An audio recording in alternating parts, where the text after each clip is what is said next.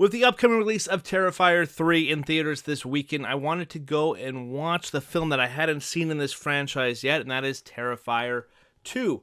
I've owned this Blu-ray 4K for a couple years now, and I've never actually opened it up until this week to finally give it a watch. And I gotta say, there is a lot of carnage candy to devour into this film with a really kick-ass final girl here as well. So let's dive into Terrifier 2. Who's laughing now? After being resurrected by a sinister entity, Art the Clown returns to Miles County, where he must hunt down and destroy a teenage girl and her younger brother on Halloween night.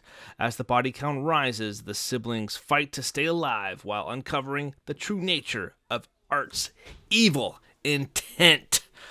All right, well, Terrifier 2 is the second film in the Terrifier franchise, but the third time Art the Clown has been shown in cinema. The first one being All Hallows Eve and the first original Terrifier, of course. And now, while I haven't seen All Hallows Eve yet, I have seen the first Terrifier film, and I gotta say that was really an unsettling film to watch. And I really thought that Art the Clown was such a diabolical, sinister, evil, an interesting character that he brought a kind of a comedic genius to his kills.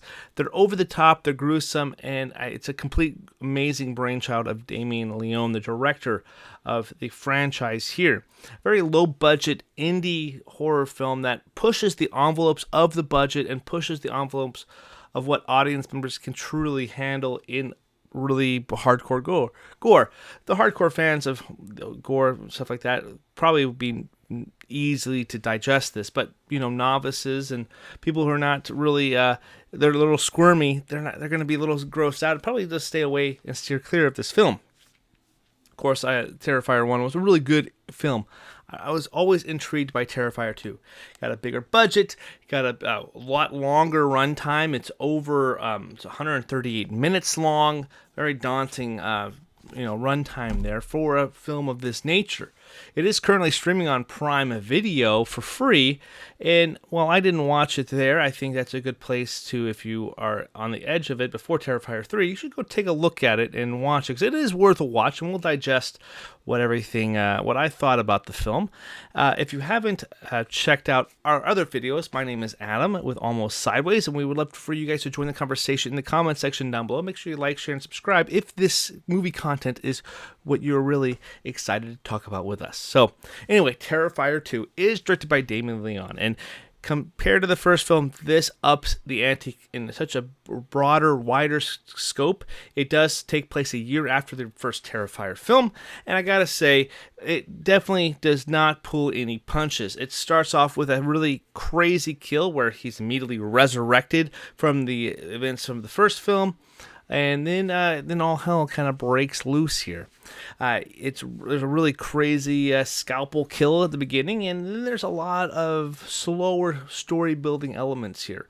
This one definitely has a lot more story beats. You are introduced to a young girl named Sienna Shaw, who is played by LaVera, who is fantastic in this as the female fatale here, and one of the great standouts of this franchise already. I know she's reprising her role in the third film, so I'm really looking forward to see where their character really pushes the envelopes there. We also see her brother, played by Elliott Fullam, who's Jonathan, and her mother of Sarah Voigt, who is Barbara. So we see this family kind of dysfunctional. They've lost their father to some kind of mental illness of some kind, and he has left a sketchbook, and it's getting closer to Halloween night, where Sienna is, wants to be this Valkyrie type character, a character her father has drawn in a book of drawing of her, and of course she wants to go on Halloween night, and of course her younger brother wants to be this serial killer who they never caught, Art the Clown, who just killed a bunch of people the year before.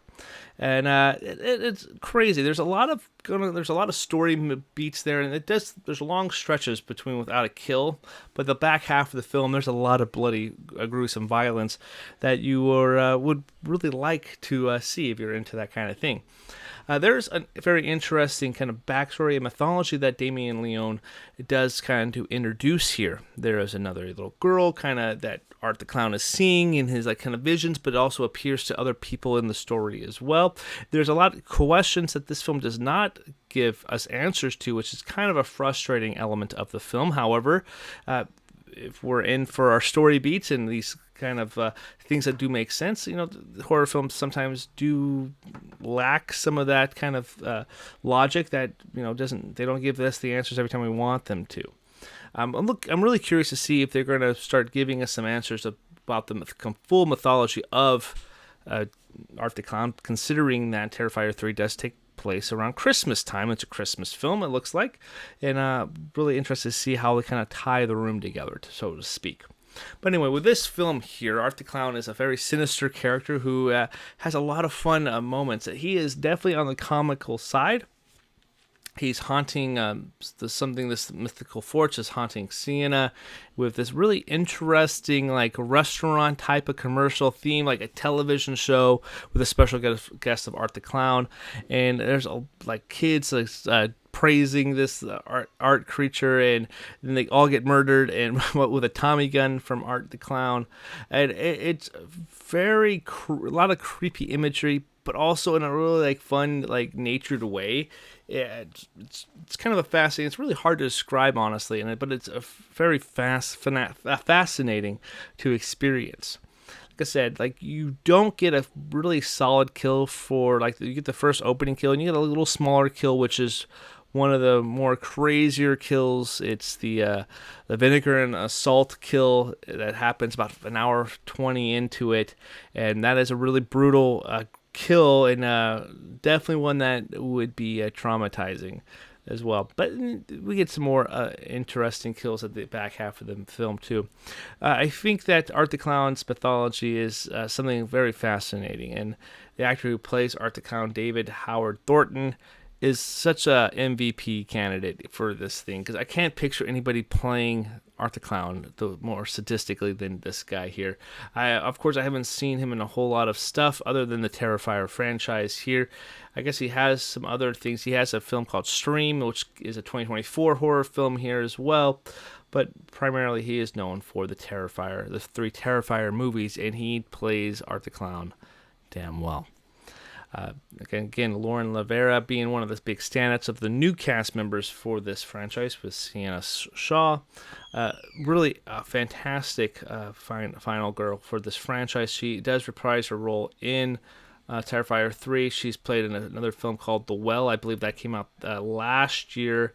And she's also another one called Chestnut, which came out last year as well. So up-and-coming actress who's definitely...